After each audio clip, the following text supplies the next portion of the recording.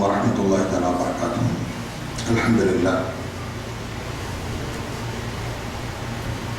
الحمد لك. لك الحمد حمدا نستلذ به ذكرا فإن كنت لا أحصي ثناء ولا شكرا. لك الحمد حمدا طيبا يملأ السماء وأقطارها والأرض والبر والبحر. لك الحمد مغرورا بشكرك دائما. لك الحمد في الأولى لك الحمد في الأخرى. والصلاة والسلام على رسول الله صلى الله عليه وسلم وعلى آله وصحبه أجمعين. أما بعد. அளவற்ற அருளாளனும் நிகரற்ற அன்புடையுமாய் அல்லாஹ்வின் திருப்பெயரால் துவங்குகிறேன். அன்பார்ந்த அருமை சகோதர சகோதரிகளே, எல்லாம் வல்ல அல்லாஹ் நம் அனைவருக்கும் அருள்புரிவானாக. எனக்கு குர்ஆனும் இலக்கியம் என்ற தலைப்பு தரப்பட்டிருக்கிறது. ஏற்கனவே இந்த தலைப்பில் நான் பேசியிருக்கிறேன். இருந்தாலும் என்னை விடாது இந்த தலைப்பில் தான் பேசி தீர வேண்டும் என்ற ஒரு உத்தரவோடு என்னை அழைத்திருக்கிறார்கள். பெரும்பாலும் இலக்கியம் என்று சொல்லும் பொழுது இலக்கியத்தை பற்றி இலக்கிய விழாவில் தான் பேசுவார்கள். கல்லூரிகளிலே பல்கலைக்கழகங்களிலே இலக்கியங்களை பற்றி பேசுவார்கள். இலக்கிய அளவிற்கு நாம் போக வேண்டுமானால் முதலில் நாம் அந்த குர்ஆனுடைய மொழியை சரளமாக ஓட தெரிந்திருக்க வேண்டும், அதனுடைய பொருளை தெரிந்திருக்க வேண்டும், அதனுடைய இலக்கணத்தை தெரிந்திருக்க வேண்டும். அதற்கு பிறகுதான் நாம் இலக்கியத்திற்கு போவோம். அப்போதான் எனக்கு ஒரு எண்ணமே எழுந்தது. இங்கு இருக்கின்ற மக்கள் எல்லாம் குர்ஆனை தவறாது ஓத தெரிந்து, பொருளை தெரிந்து, இலக்கணத்தை தெரிந்து, இலக்கியத்தை தெரிகின்ற அளவிற்கு அவர்கள் உயர்ந்திருக்கிறார்கள். அப்படிப்பட்ட மக்களுக்கு அந்த இலக்கிய நயத்தை பற்றி பேசுவது சிறப்புக்குரிய ஒரு பாக்கியம் தான் என்று நினைத்து அந்த தலைப்பிலே உங்களுக்கு உரையாற்ற ஆசைப்படுகிறேன். இந்த தலைப்பை பொறுத்த அளவில் பெரும்பாலும் யாரும் பேசுவதில்லை. சாதாரணமாக ட்ரை சப்ஜெக்ட் என்று சொல்வார்கள் இலக்கியம் என்று. இருந்தாலும் அந்த இலக்கியத்துள் என்னென்ன அம்சங்கள் அமைந்திருக்கிறது என்பதை நான் மிக சுருக்கமாக எனக்கு தந்திருக்கின்ற அந்த நேரத்தில் ஒரு 15 நிமிடங்கள் குறைவாக இருப்பதால் இன்னும் சற்று சுருக்கமாக உங்களுக்கு விளக்கிச் சொல்ல வேண்டும் என்று ஆசைப்படுகிறேன்.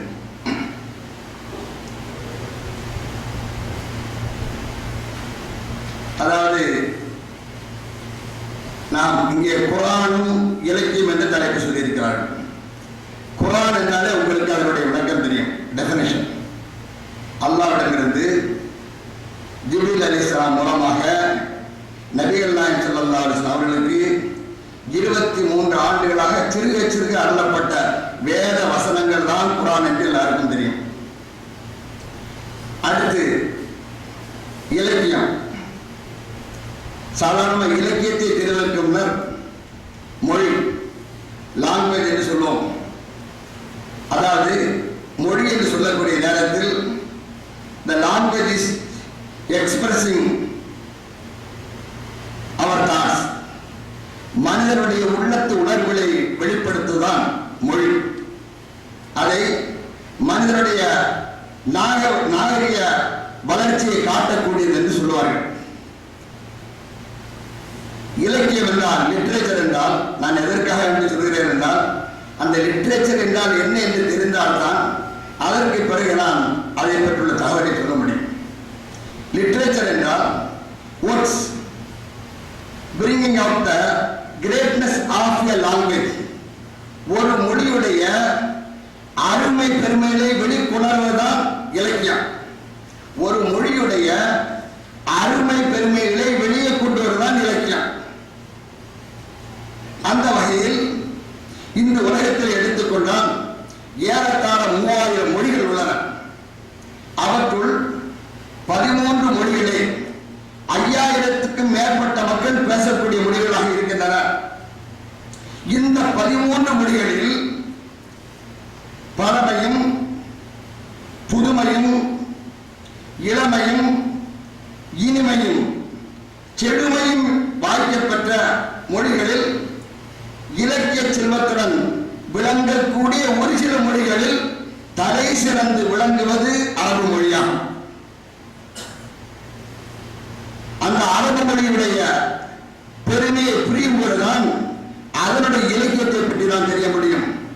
காக்கைக்கும் தன் குஞ்சு பொன் குஞ்சு என்பார்கள். தெலுங்கை பேசக்கூடியவர்கள் தெலுங்கை தேன் என்று சொல்வார்கள், கன்னடத்தை கஸ்தூரி என்பார்கள், உருதை உயிர் என்பார்கள், இந்திய இதயம் என்பார்கள், பாரசீகை ஷீரின் ஜபான் பாகு மொழி என்று சொல்வார்கள், ஆங்கிலத்தை அகிலத்தை ஆறு மொழி என்பார்கள். ஆனால் அரபு மொழியை தெரிந்தவர்கள் அவர்கள் எப்படி சொல்வார்கள் என்றால், தங்களுடைய மொழியை தெரியாதவர்கள் ஊமையர்கள் என்று சொல்வதோடு மட்டுமல்லாமல் உலகத்திலே யாருமே சொல்லாத ஒரு விளக்கத்தை அவர் சொல்வார்கள். மலிக்குல் லிசான், மொழிகளுடைய அரசன் என்று பெருமைப்பட்டார்கள். அதற்கும் ஒருபடி மேல் போய் லிசானுல் முலுக், அரசனுடைய மொழி.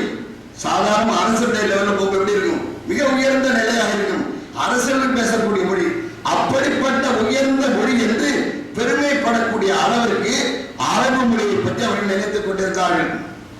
இந்த அரபு மொழியை பார்க்கக்கூடிய நேரத்தில் எவ்வளவு பெருமையோடு அவர்கள் பேசினாலும், எவ்வளவு சிறப்போடு அவர்கள் பேசினாலும், அந்த அரபு மொழிக்கு அணி சேர்க்கக்கூடியது குர்ஆன் என்னும் மாபெரும் இலக்கியமாகும்.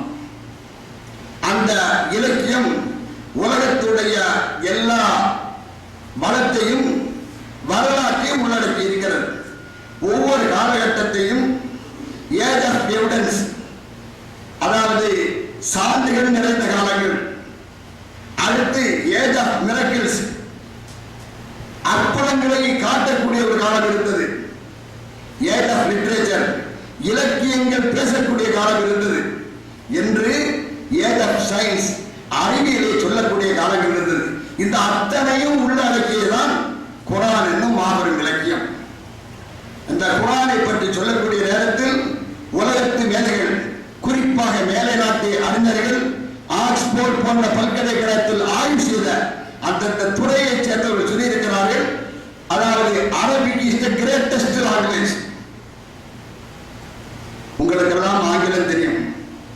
Decrease of comparison, great, greater, greatest. பெரியது, மிக பெரியது, மிகவும் பெரியது என்று சொல்லுவோம். அல்லாஹு அக்பர் என்று சொல்கிறோம், கபீர் என்று சொல்கிறோமே. அக்பர் என்று சொல்லிவிட்டால் மிக பெரியவன், அதற்கு மேல் பெரியது யாருமே கிடையாது, பெரியவன் யாரும் கிடையாது. அதே போன்று உலக மொழிகளிலே இந்த அரபிக்கு தான் கிரேட்டஸ்ட் லிட்டரேச்சர். அதற்கு மேல எதுவுமே சூப்பர்லேட்டிவ் கமாண்ட், அதுக்கு மேல எந்த இலக்கியம் கிடையாது.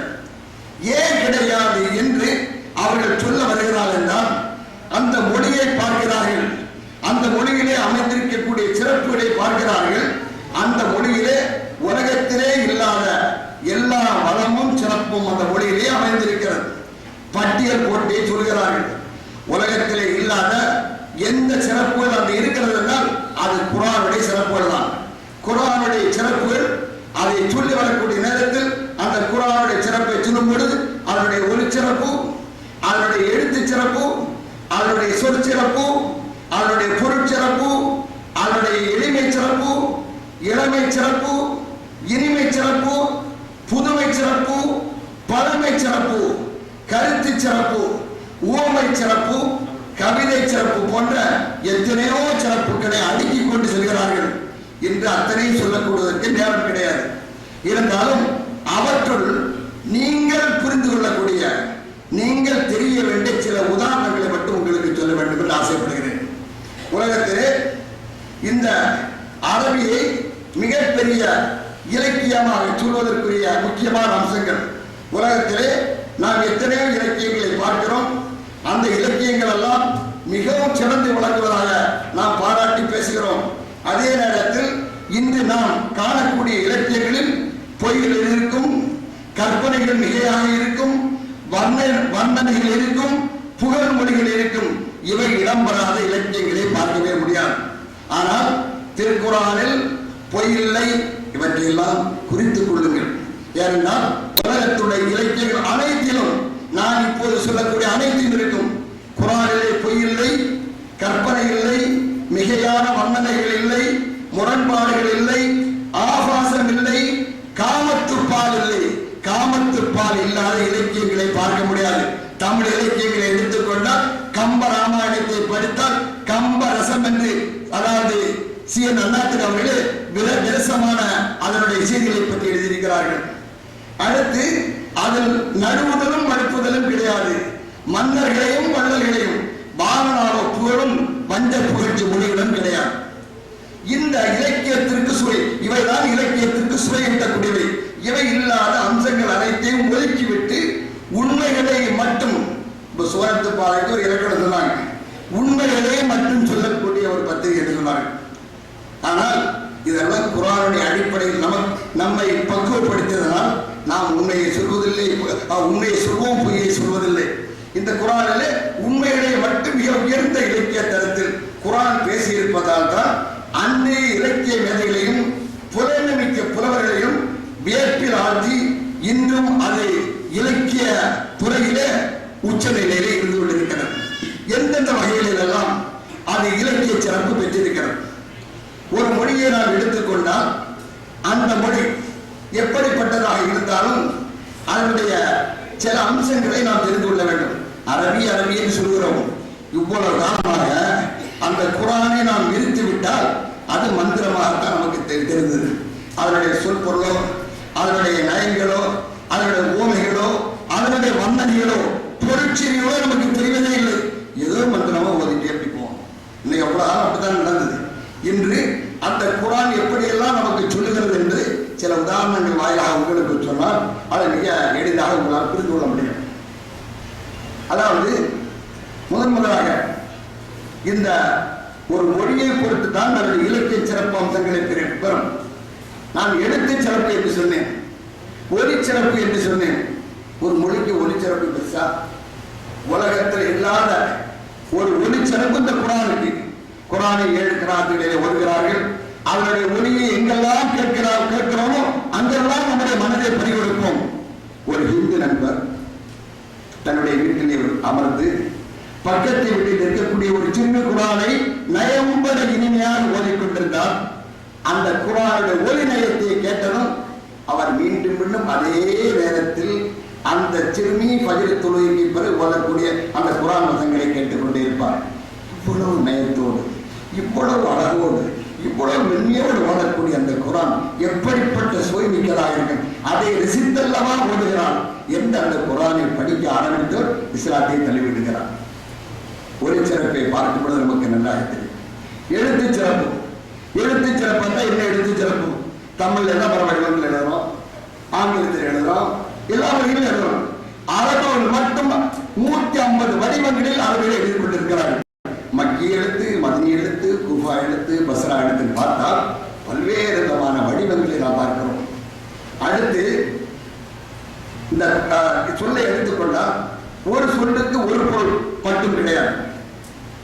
அதற்கு 2 பொருள், 3 பொருள், 4 பொருள், 5 பொருள், 20, 38 பொருள் இருந்து விட்டே போகும். அரபியை நமக்கு தெரியல, அதனால தான் நம்ம அரபியை படிக்கல. என்ன சின்ன வயசுல அரபியை படித்திருப்பாங்க, அலிபயோட ஓடி வந்த ஆட்கள் தான், அல்ல குர்ஆனை ஓதிட்டு வந்த ஆட்கள் இங்க வந்து தடமாடிட்டு இருக்கோம். அந்த சொல்ல பாருங்க, அந்த அரபு மொழியை எடுத்துக்கொண்டால் அதாவது அதனுடைய சொல் நயத்தை பாருங்கள். அதாவது 3 பொருள் தரக்கூடிய சொற்கள் அரபியிலே 300க்கு மேற்பட்ட சொற்களை பார்க்க முடிகிறது. 4 பொருளுக்கு மேற்பட்ட சொற்களை எடுத்துக்கொண்டால் 400க்கு மேல் பார்க்க முடிகிறது. 5 பொருளுக்குள்ள சொற்களை பார்க்கும்போது 500க்கு மேலே பார்க்க முடிகிறது. 20 பொருள் தரக்கூடிய சொற்களை பார்க்கும்போது 20க்கு மேல் நாம் பார்த்தவரையும் இன்னும் இலக்கணத்தில் இலக்கியத்தில் நிறைய இருக்கும்.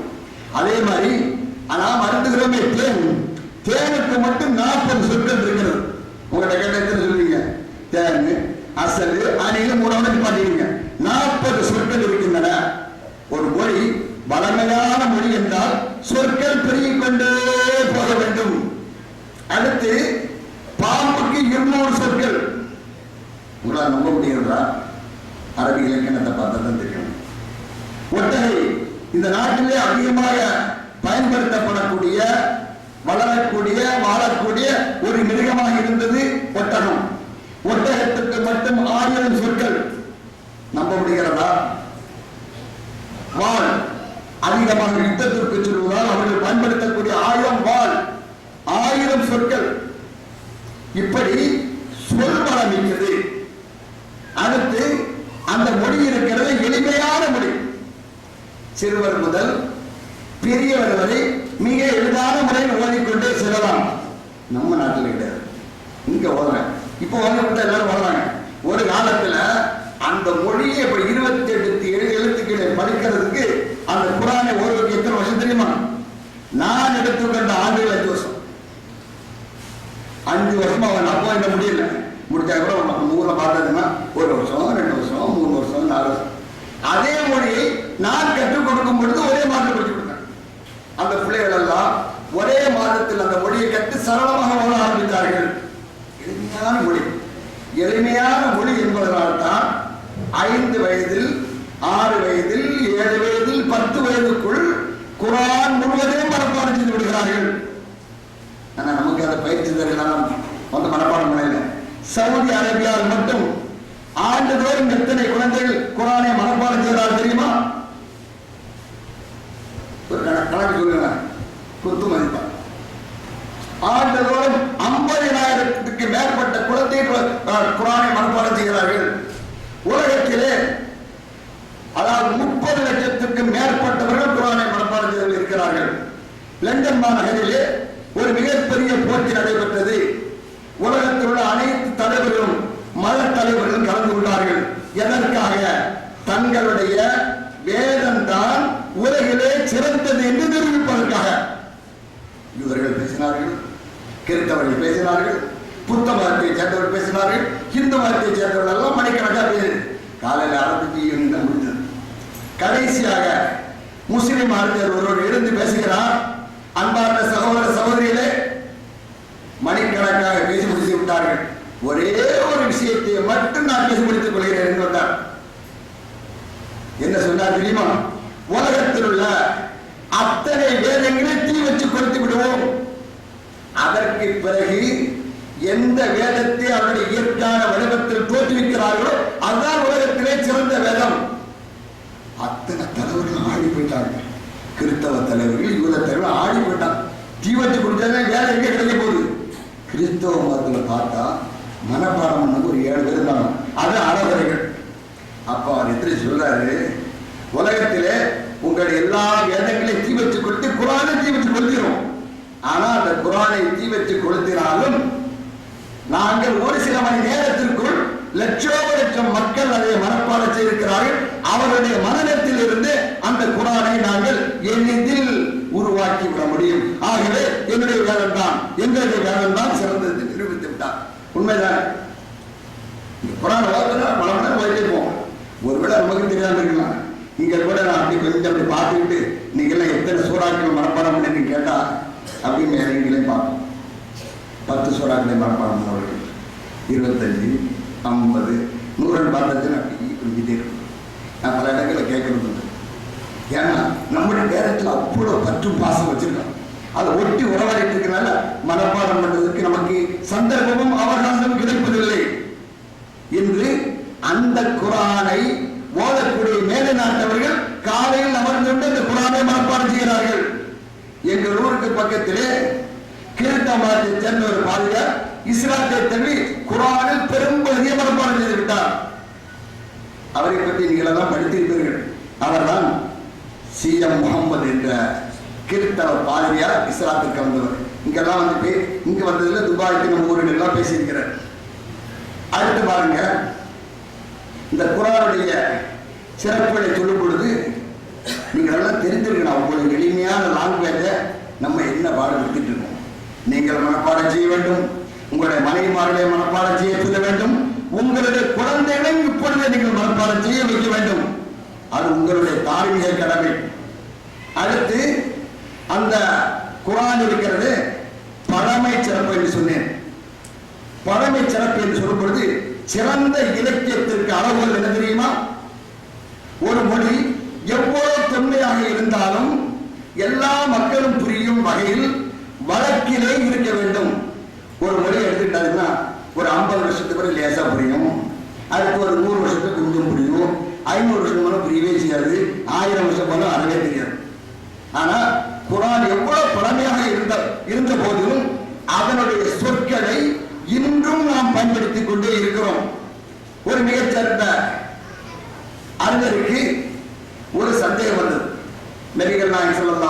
காலத்திலோ அவர்களுக்கு பின்னால் வாழ்ந்த காலத்திலோ அவர்களுக்கு ஒரு ஐயம் வந்தது. என்ன ஐயம் என்றால், அதாவது யஸ்தஹசி என்ற வார்த்தை குர்ஆனில் சூரத்துல் பக்ராவில் அல்லாஹு யஸ்தஹசி பிஹிம் வயமுத்துஹும் ஃபீ துகயானிஹிம் யஅமஹூன் குறித்துக் கொள்ளுங்கள். 2வது அத்தியாயத்தில் 15வது வசனத்தில் வரக்கூடிய இந்த வசனம். யஸ்தஹசி என்றால் அல்லாஹ் பரிகாசம் செய்கிறான். அவர்கள் நம்முடன் விளையாடி கொண்டிருக்கிறார்கள், அல்லாஹ்வும் அவருடன் விளையாடி கொண்டிருக்கிறார். அந்த பொருள் அல்லாஹ் சொல்கிறான்.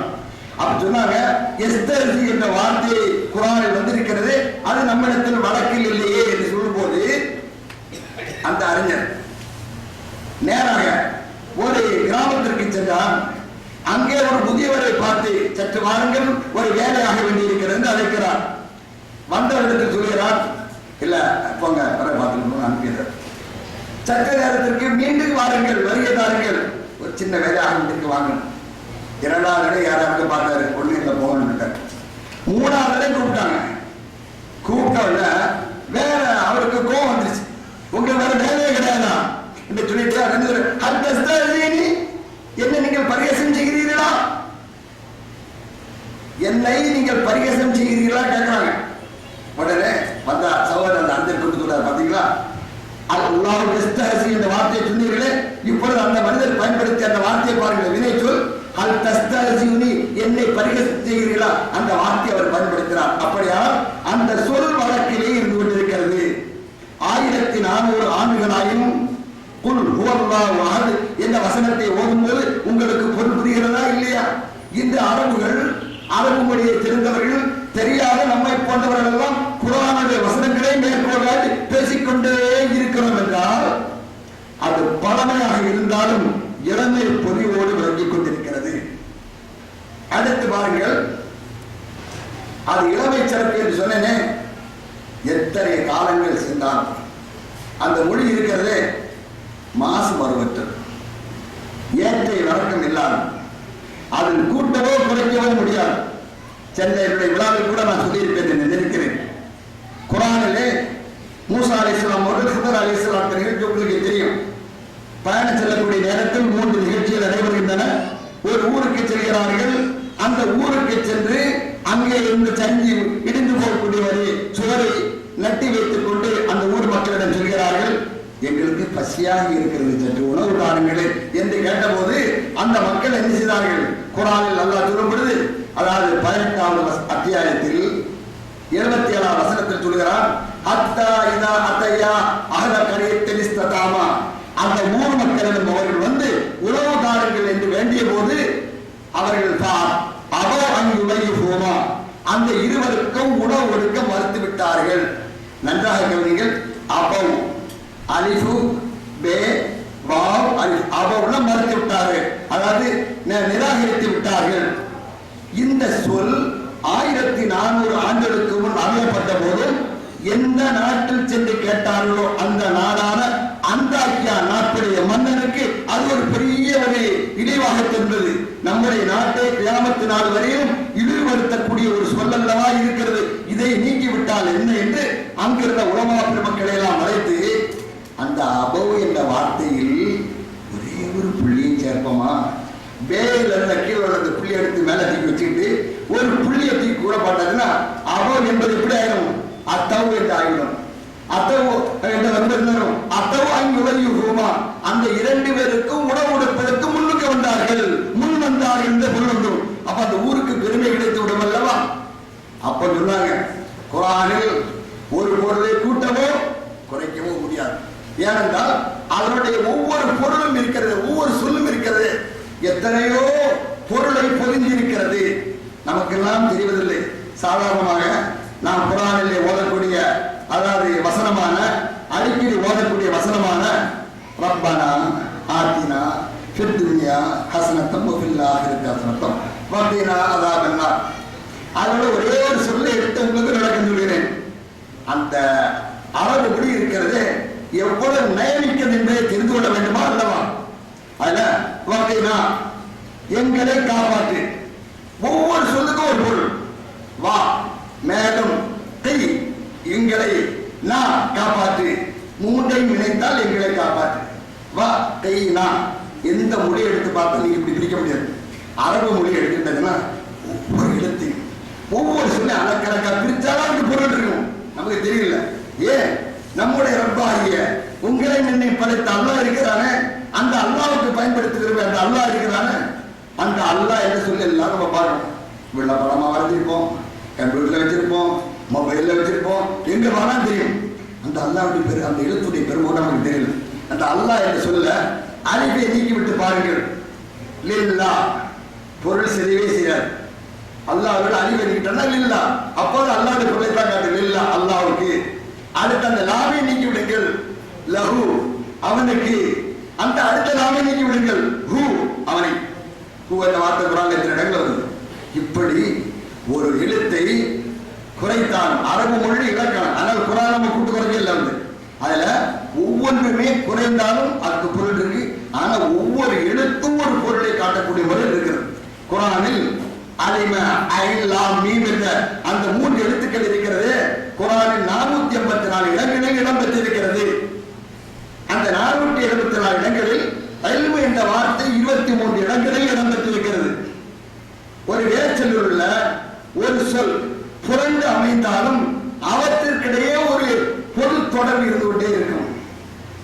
அதாவது அந்த இலக்கியத்தை நமக்கு புரியாது, இருந்தாலும் நான் புரியுதை இப்படி எல்லாம் இருக்கு என்பதை காட்டுறதுக்கு ஒரே ஒரு உதாரணம்.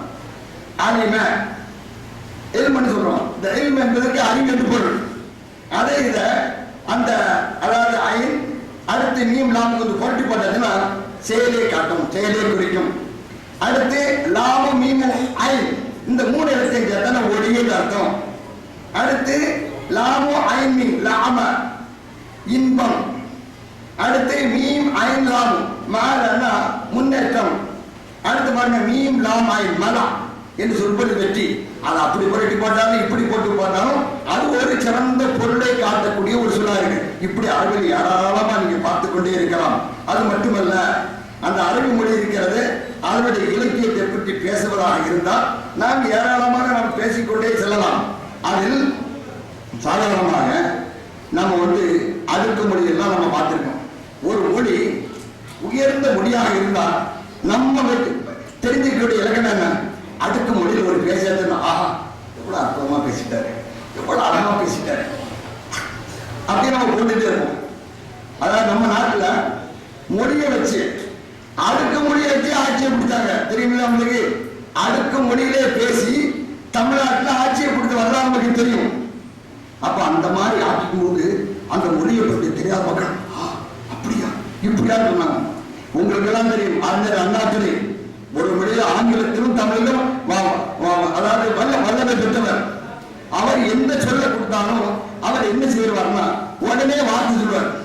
ஒரு சில மாணவர்களிடத்தில் சென்று அண்ணாதுரை என்று கேட்கிறார்கள், அதாவது அறிஞரே நீங்கள் அடுக்குமுறையில் பேசிக் கொண்டிருக்கிறீர்களே, கூனா என்ற வார்த்தையில் ஒரு சொல் அமைங்க பாருங்க. இப்ப நான் உங்கள்கிட்ட சொல்றேன், கூனால ஒரு சொற்கடல் அமைங்கன்னா அமைக்க முடியுமா? ஆனால் நம்ம ஏதாச்சும் சொல்லிடுறோம் காணாத்தின்னு. கூனா கொஞ்சம் கடினமானது இல்லையா? அப்போ கூனாவை சொல்ற அவர் என்ன அதை ரசனையோட சொல்றார். உடனே கேட்ட அடுத்த நிமிடமே உடனே சொல்கிறார், குப்பத்து குடிசையில் குடியிருக்கும் குப்பன் குரங்கன் குறுக்கில் குச்சியால் குத்தினான். கூட 8 எழுத்துகள் பார்த்தோன்னு மக்கள் எல்லாம் மதிச்சு போயிடுவாங்க. இது நமக்கு அந்த தமிழ் அப்படி கேட்டோன்னா இப்படிலாம் தமிழ் இருக்குமா? ஆனா அரபு மொழி இருக்குது. அவர் கூன்னு சொன்னா நான் கார் ஒரு 40 சொல்லிடுவேன். 40 இருக்குமா? ஒரு கவிதையை சொல்ற பாருங்க, உங்களுக்கு புரியாது. ஆனா அந்த காயத்தை நட வருதுன்னு பாருங்க. சொல்லும் போது உங்களுக்கு பொருள் தெரியவில்லை. ஒரு மொழி எவ்வளவு வல்லமை பெற்று வலிமை பெற்றிருக்கிறது என்பதை புரிந்து கொள்வதற்கு அப்படி சொல்கிறேன்.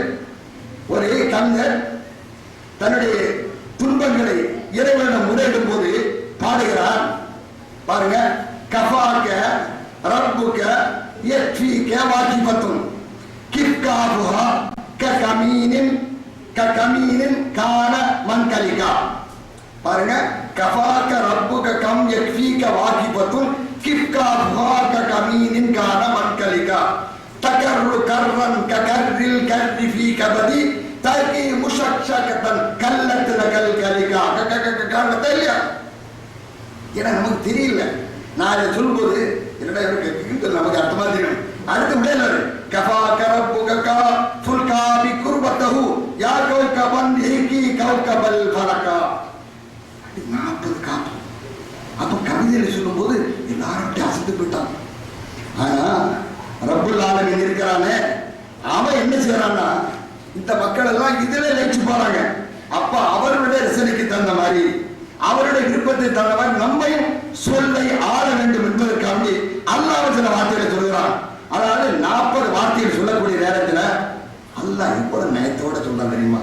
சூரத்துல் மரியம் நீங்க ஓதி இருக்கிறீங்கள, இவ்வளவு அற்புதமான வசனங்கள் எடுத்தாங்கன்னா சூரத்துல் மரியம்ல யார் 32 யாக்கள் வந்துகிட்டே இருக்கும்.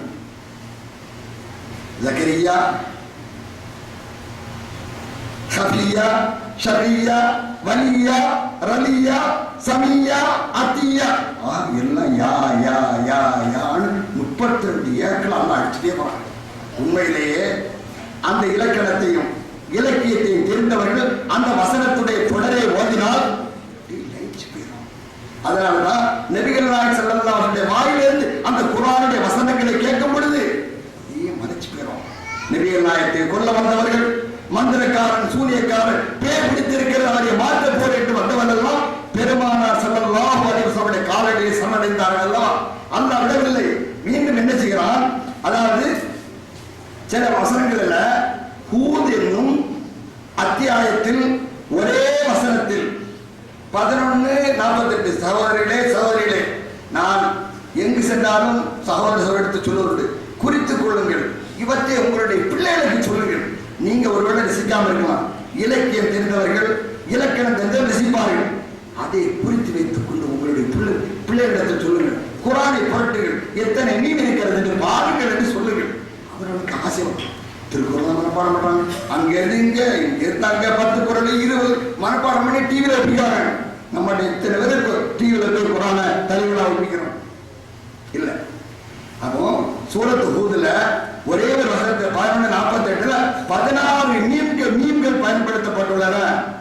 அடுத்து சூரா அதாவது 68வது அத்தியாயத்துல 133 நூல்கள் பயன்படுத்தப்பட்டுள்ளன. 50வது அத்தியாயத்தில் 57 காஃபிர்கள் பயன்படுத்தப்பட்டுள்ளன. இப்படி பார்த்தா குர்ஆன் நெடுகிலும் அல்லாஹ்வுடைய சொற்சிலம்பத்துடன் அந்த அரபு மக்கள் எல்லாம் அது ஈடுபடுத்த முடியவில்லை. அதனால்தான் இன்ன ஆத்தையனாக்கள் கௌசர் ஃபஸல்லி லரப்பிக்க வன்ஹர் இன்ன ஷாரிக ஹுவல் அப்தர் இர் என்று வரக்கூடிய நேரத்தில் அந்த அரபு மக்கள் எல்லாம் தலையை உடைத்துக் கொண்டு மஹாரா கலாமுல் பஷர், இது மனிதனுடைய வார்த்தைகள் அல்ல. அடுத்து அரபு மக்களுடைய தலையை உடைப்பதற்காக, அவருடைய மூளையை குழப்பதற்காக அல்லாஹ் என்ன செய்யறா?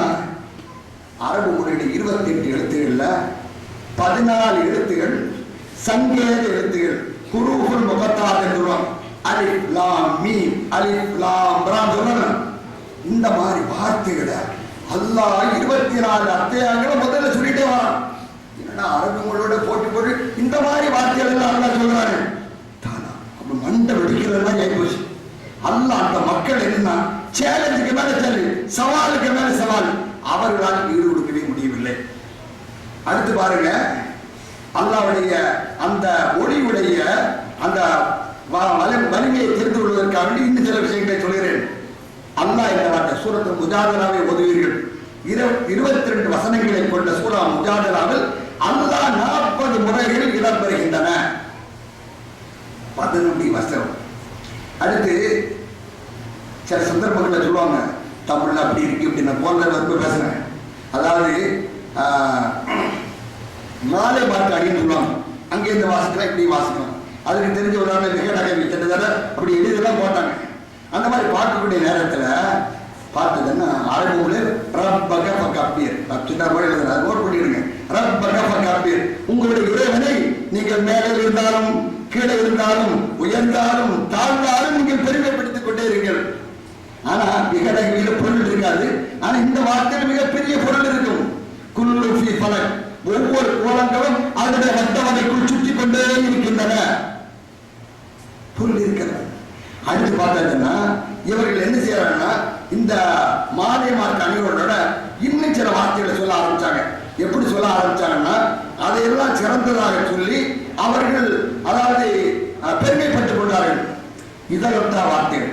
ஒரு சந்தர்ப்பம் ஒருவர் கேட்டாரு, தமிழ்ல பார்த்தீங்கன்னா 2 உதடுகளும் ஒட்டாத வார்த்தைகள் நிறைய இருக்குது, நீங்க அது மாதிரி சொல்ல முடியுமா, குரான்ல இருக்கிற கேட்டார். ஒன்று சொல்லுங்க பாருங்க. அவர் ஒரு குரலை சொன்னார்.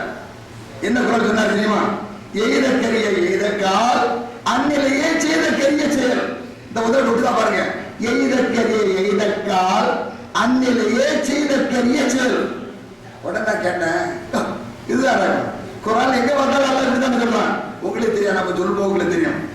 குரான சொல்றா தெரியுமா? இந்த மாதிரி வார்த்தைகள் நிறைய சொல்றான். ஒன்று சொல்லி பார்ப்போம்.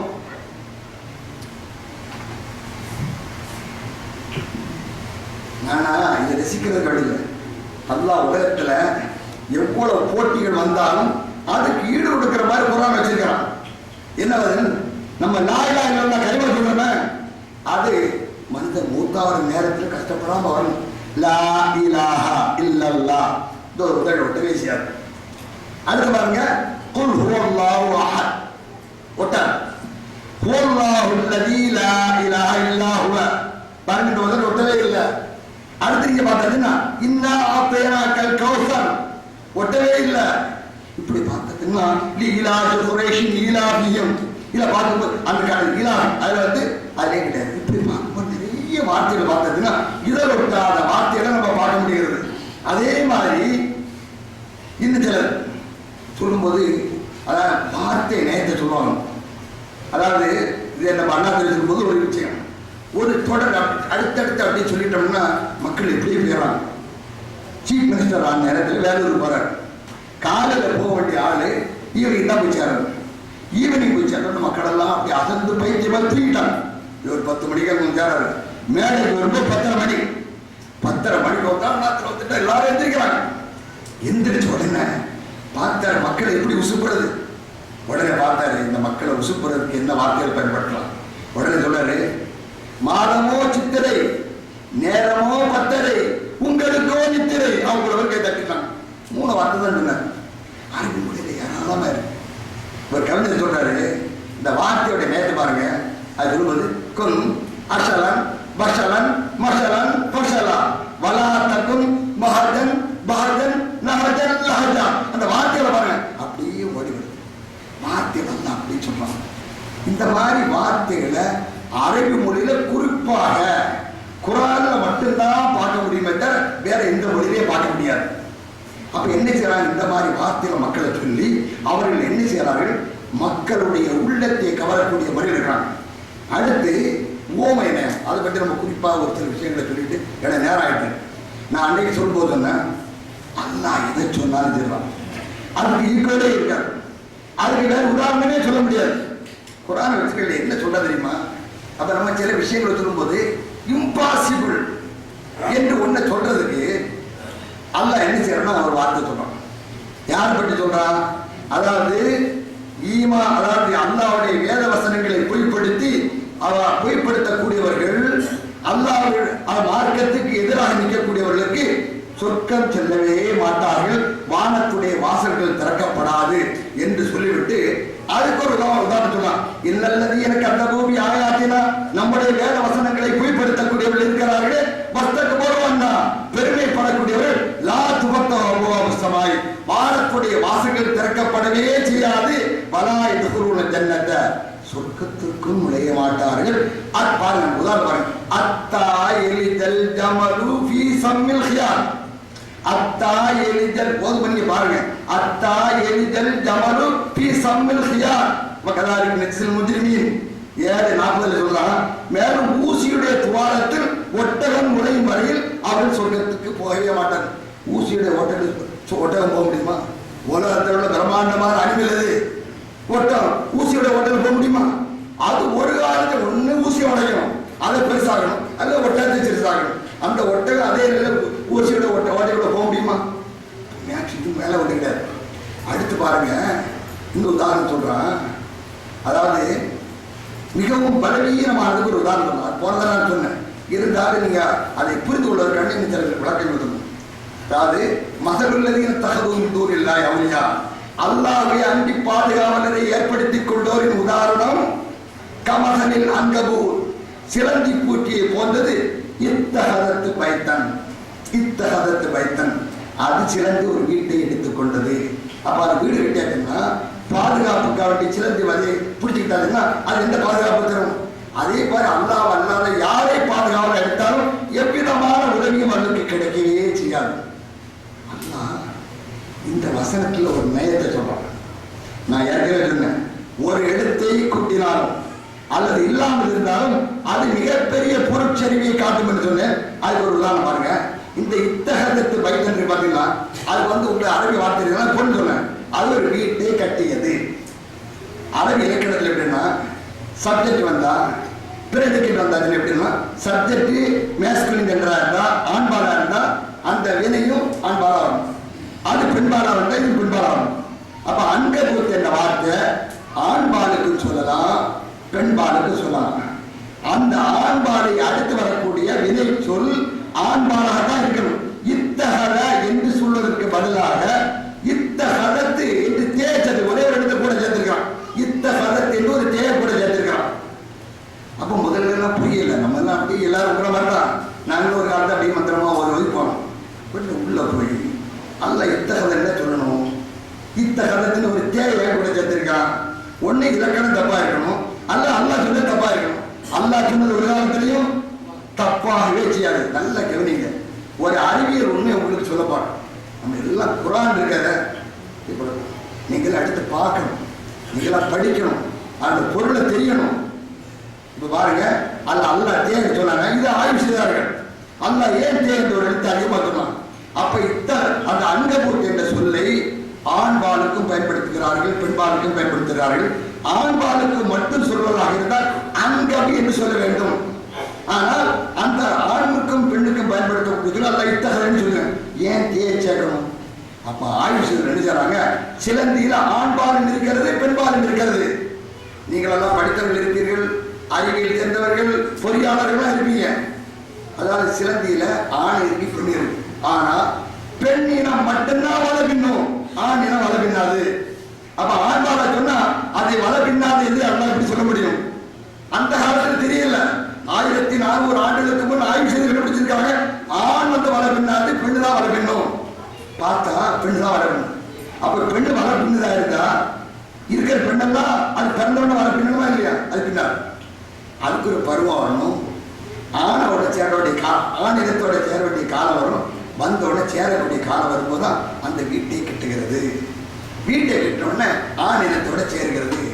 கரு ஏற்பட்டவுடன் முட்டை இடுவதற்காண்டி பக்கத்தூரத்தில் போகும். அது வரையும் இந்த ஆண் இனம் அந்த இனம் அந்த வரையை பாதுகாத்து கொண்டே இருக்கும். முட்டை போட்டு வந்தோடனே ஆண் இனம் போயிடும். அது வரை அது மாதிரி வேலை கிடையாது. அப்ப பாருங்க, சிலந்தியில பெண் இனம்தான் முட்டையிடும் என்று இன்று 1400 ஆண்டுகளுக்கு முன்னால் கண்டுபிடிக்க வேண்டும் என்பதற்காக அல்லாஹ் தேயை சொல்லி அன்று நம்முடைய சிந்தனைக்கு ஒரு அறிவாக தந்திருக்கிறான். அடுத்து பாருங்க, இதே மாதிரி நிறைய விஷயம். ஒரு அருவருப்பான வார்த்தைக்கு ஒரு உதாரணம் சொல்லலாம். நமக்கு அருவருப்பான வார்த்தை பேசாதப்பா அல்லாஹ் சொல்லுவோம். எது சொல்ல தெரியுமா? இன்ன அன்கரல் அஸ்வாத்தில் அசௌத்துல் அமீர், உலகத்தில சத்தங்களில் மிக பெருக்கத்தக்க குரல் எது தெரியுமா? கழுதை இடையே குரல். கழுதைக்கு எத்தனை தெரியும்? நம்ம கேட்கவே முடியாது. அவ்வளவு அருவருப்பாரு. அல்லாஹ் சொல்லுமா அழகா பண்றாங்க. அது மாதிரி காதுகளுடைய செயல்கள் இருக்கிறது, அது வந்து சொல்வது காணலில். இப்படி 197 அத்தியாயங்களில் 100க்கு மேற்பட்ட உவமைகளை சொல்லிக் கொண்டே இருக்கிறான். அடுத்து நீங்கள் எல்லாம் அதை குர்ஆனை பற்றி தெரிந்து கொள்வதற்காக வேண்டி இன்னும் ஒரு அற்புதமான ஒரு செய்தியை உங்களுக்கு சொல்கிறேன். அன்பான சகோதரர்களே, நீங்கள் எல்லாம் இந்த குர்ஆனை படிக்கணும். நான் இதெல்லாம் உங்களுக்கு ஏன் சொல்லணும்னா, ஏதோ ஒரு மருந்தை சொல்லணும் அல்லது வேற ஏதாவது ஒன்று சொல்லணும் என்பதற்காக இல்லை. திருமண விழாக்கள் எல்லாம் கரைக்கும் பார்த்தோம்னா அள்ளி பயணமா ஒரு விழாக்கெல்லாம் தெரியும். இமாம் ஓடுவாரு, பாத்தியாரு எல்லாம் நடக்கும்.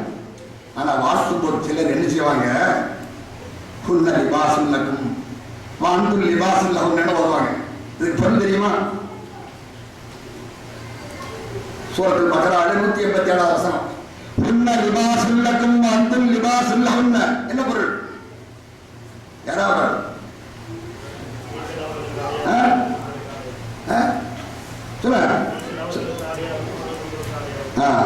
சொல்லு பாருங்க. அவர்கள் உங்களுக்கு ஆடை, நீங்கள் அவர்களுக்கு ஆடை. இதை பற்றி என்னைக்கா நம்ம சிந்திச்சு பார்த்துருமா? வாழ்த்துன அந்த சந்தோஷத்துல போய் அதோட போயிடும். அந்த குரானை எதுக்கு வாழ்த்துறாங்க, ஏன் வாழ்த்துனருக்கே தெரியாது. ஆனா அல்லாஹ் ஒரு ஓமையை சொல்லும் போது அதுல பொருள் எப்படி இருக்குமா, அலையலையா அப்படி போயிட்டே இருக்கும். நான் அதுக்கு மட்டும் வழக்கம் சொல்லும்போது மறுபடியும் விளையாடும், அதை மட்டும் சொல்லிட்டு கேட்டோம்.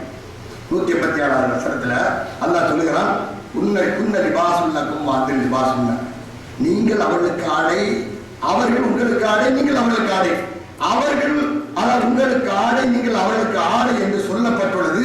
அதாவது மனைவி கணவனுக்கு ஆடை, கணவன் மனைவிக்கு ஆடை என்று ஒரு அற்புதமான உவமையை சொல்லி இருக்கிறான். சிந்திக்க வேண்டிய ஒரு வார்த்தை.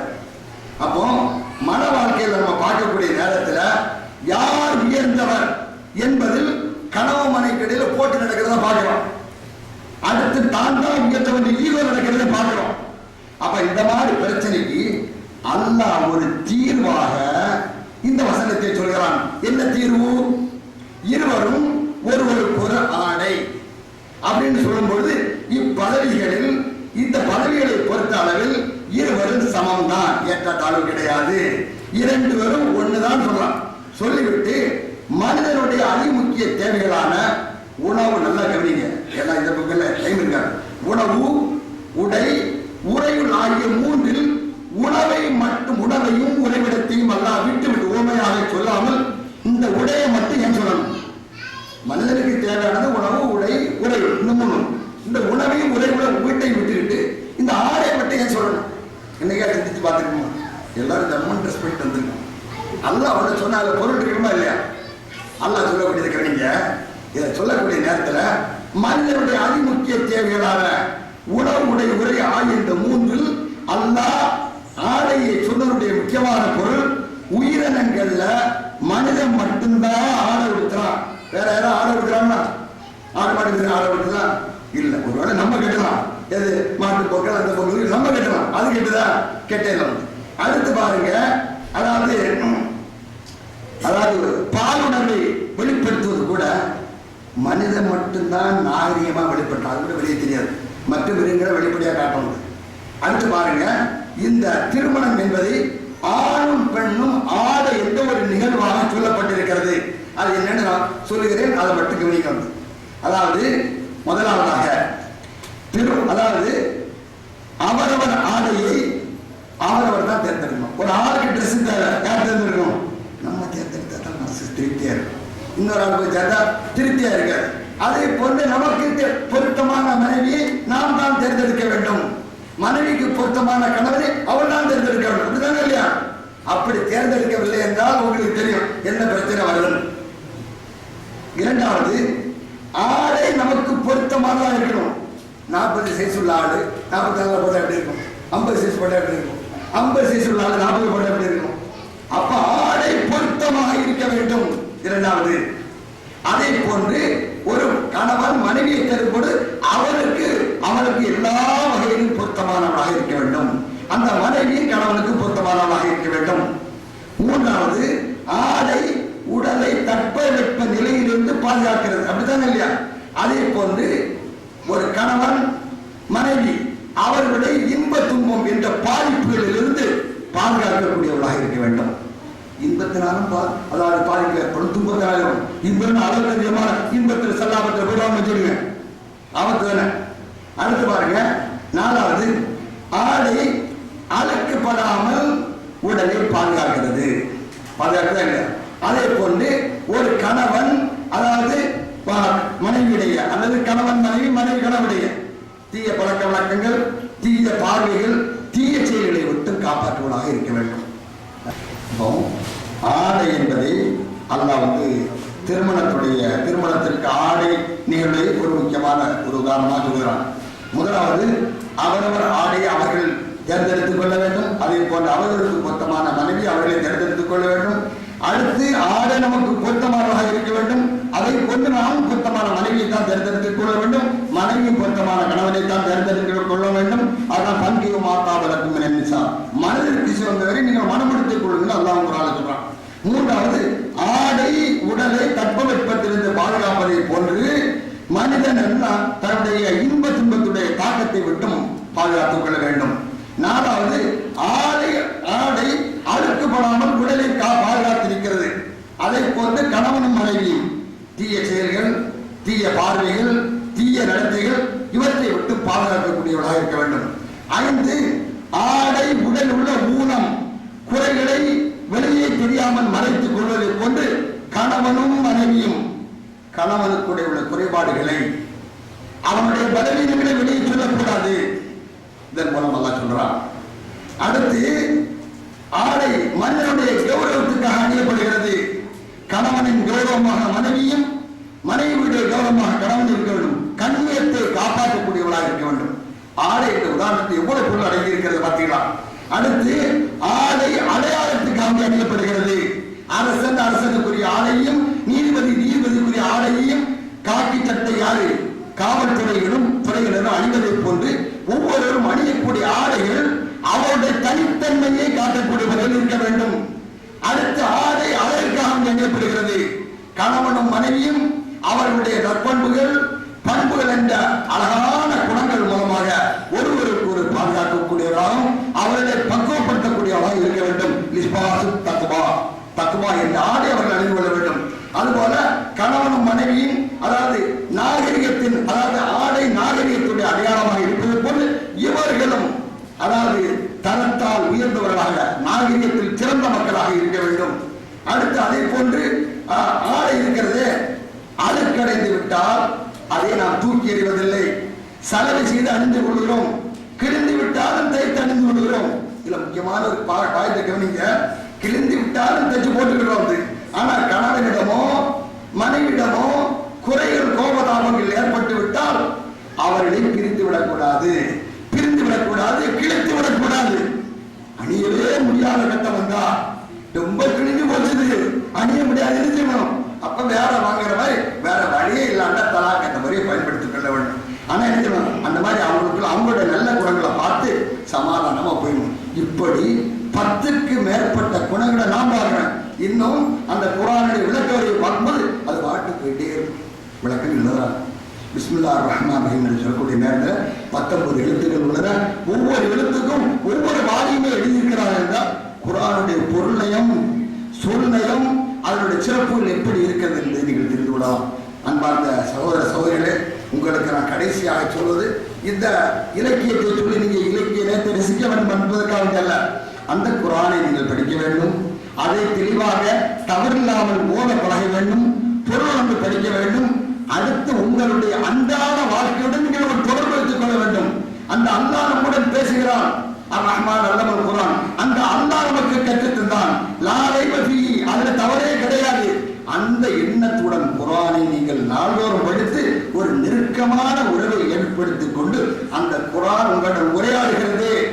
அந்த உரையாடலுக்காக நல்ல உறவை எப்படி கணவனுடன் மனைவியுடன் உறவை எடுத்துக் கொள்கிறோம், குர்ஆனுடைய நல்ல உறவை ஏற்படுத்திக் கொண்டு அந்த குர்ஆன் சொல்லக்கூடிய நெறியில் நீங்களும் நானும் வாழ்ந்து எல்லாம் அல்லாஹ் சொர்க்க பாக்கியங்களை சோழ பாதையை பெறுவதற்கு அனுப்புவாராக என்று கூறிக்கொண்டு இந்த உரையை நான் நிறைவு செய்கிறேன். வாஹத்தாவான் அல்ஹம்துலில்லாஹி ரப்பில் ஆலமீன். சுப்ஹானல்லாஹும்ம வ பிஹம்திக அஷ்ஹது அன் லா இலாஹா இல்லா அன்த அஸ்தக்ஃபிருக வ அத்தூபு இலைக்.